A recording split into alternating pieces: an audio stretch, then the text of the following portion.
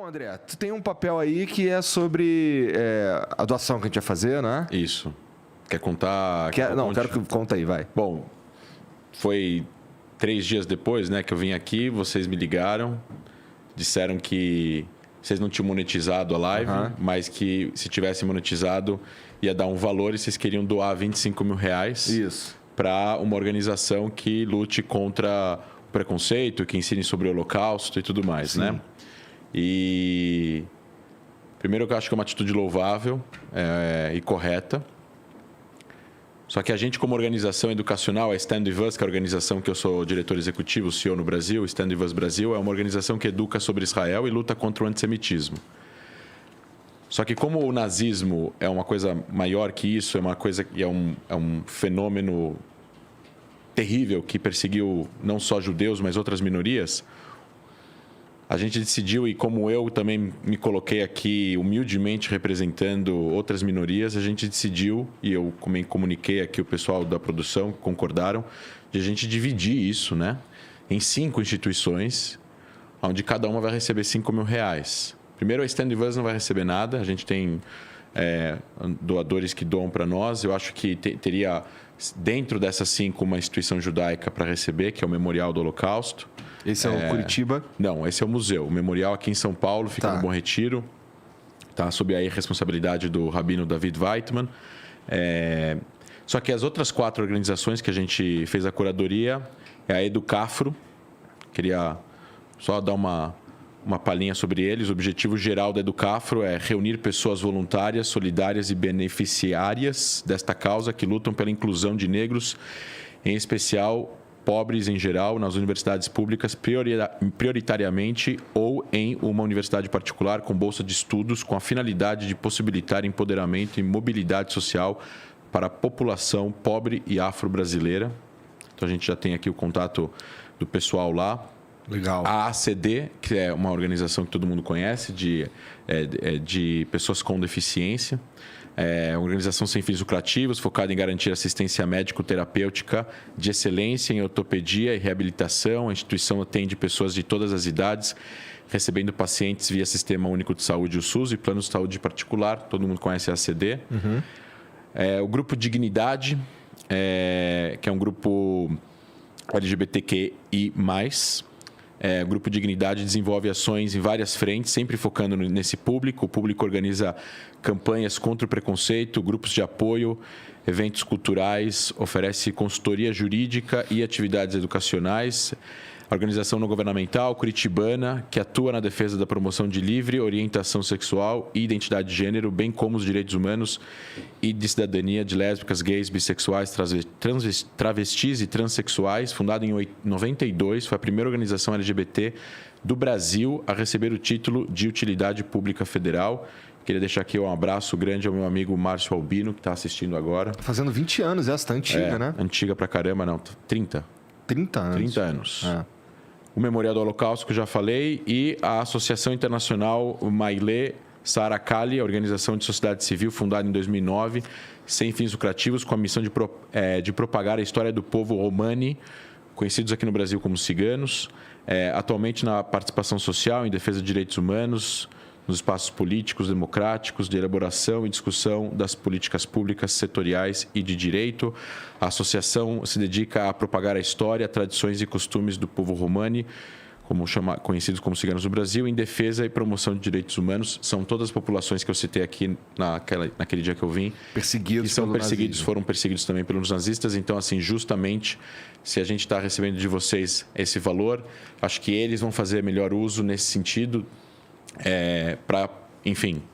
para eles poderem não ajudar somente as suas populações que eles ajudam, mas também a propagar a causa deles. Claro. No Brasil. A gente até recebeu, uma das organizações disse que esse valor que eles vão receber banca a ceia de Natal inteira deles. Então a gente ficou bastante emocionado e grato de poder participar disso. Fico feliz e já te agradeço, inclusive, por nos ajudar a direcionar melhor, então, essa grana aí. É isso. Obrigado. Obrigado a vocês. E, cara, eu queria que tu me explicasse um pouco como é que funciona a Stand With Us. Stand With Us. Cara, essa é uma história que começa em 2001. Começa durante a segunda intifada, que foi o levante palestino contra a presença de Israel na Cisjordânia e Gaza. Foi, na verdade, uma guerra assimétrica que acontece nos anos 2000.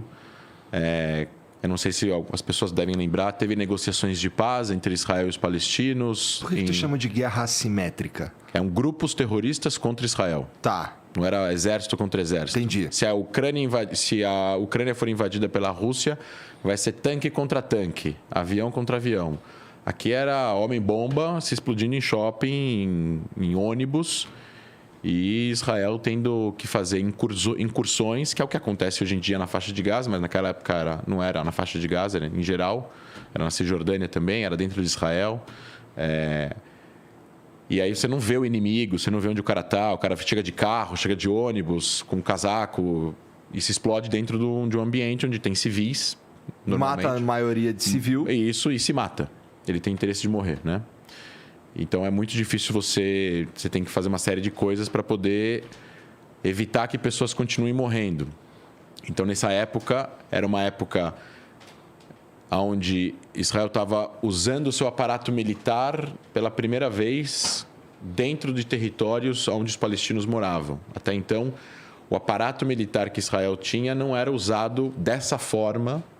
O aparato militar que Israel tinha era usado mais como uma força de policial, uma força de defesa para conter protestos violentos, mas era mais uma forma, mas era mais uma forma de conter protestos radicais, mas não o hardware que a gente fala, tanques, aviões, artilharia, helicóptero e tal, nunca foi usado.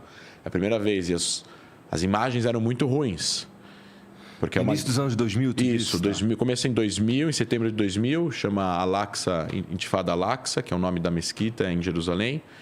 Era um levante popular, enfim, eram mortos todos os dias. E existia muitos ataques a grupos de judeus nos Estados Unidos, principalmente nos campos universitários, pessoas que se identificavam, tentavam pelo menos explicar a posição de Israel, ou falar pelo menos que os israelenses também não têm que morrer por causa disso. E existia muito antissemitismo travestido aí de ódio contra Israel, e isso acaba gerando aí um encontro de pessoas da comunidade judaica lá de Los Angeles que se encontram e falam: a gente tem que fazer alguma coisa para pelo menos educar as pessoas da comunidade judaica. Nem todo mundo tem conhecimento a respeito da história de Israel, de como se deu essa situação, do que gerou e tudo isso, porque não tem como explicar. Para você explicar 2001, você tem que explicar o que aconteceu desde 1860, né? Que tem que passar pela história inteira. Então, era uma organização que se criou como organização educacional para educar as pessoas dentro e fora da comunidade judaica. Assim, visando diminuir a falta de conhecimento. E a tese se você diminuir a falta de conhecimento, você aumenta o conhecimento. Se você aumenta o conhecimento de alguém sobre qualquer assunto, a pessoa vai ser menos radical sobre aquilo. Ela vai ter uma ideia um pouco mais equilibrada. Faz sentido. Né? Se você não tem nenhum conhecimento sobre um assunto, você pode ter uma ideia totalmente desviada da realidade sobre qualquer assunto. Né? Principalmente um assunto acadêmico, científico, onde tem provas, né? Onde tem dados, números, etc. e tal. E aí ela se espalha, enfim, a organização cresce, abre vários escritórios nos Estados Unidos, no Canadá, na Inglaterra, em Israel em si também, em 2004. E aí a minha história entra junto com eles em 2014, teve uma guerra em Gaza que demorou 50 dias para acabar, né? Israel contra o Hamas e a Jihad Islâmica em Gaza. Eu ainda morava em Israel, a gente vai falar disso. Aí eu vim para cá, fiz um monte de palestras aqui, foi a primeira vez que eu viralizei assim no Facebook na época, com postagens que eu escrevia. Eu fiz várias palestras aqui durante 30 dias, voltei para Israel, voltei para cá para morar um tempo aqui. E acabei trazendo a Stand With Us Brasil, que é o Stand With Us de lá, Brasil, Stand With Us, né? Fique conosco em inglês, para o Brasil, para trabalhar fazendo cursos, palestras, seminários, promovendo debates, qualificando aí o debate a respeito desse assunto. Dá para dizer que foi você que trouxe para o Brasil, então? Isso, eu junto com voluntários, né? Eu sou executivo, mas assim, tem um grupo de pessoas voluntárias, doadores, pessoas que ajudaram a criar uma ONG, né? É uma organização da sociedade civil, aberta, com CNPJ e tudo mais. E a gente se sustenta com doações e a gente promove eventos educacionais a respeito dos conflitos no Oriente Médio, com foco em Israel e com conflito entre israelenses e palestinos, o processo de paz também, a relação entre eles. Não é só sobre guerra, é sobre paz também, é principalmente sobre paz e não sobre guerra.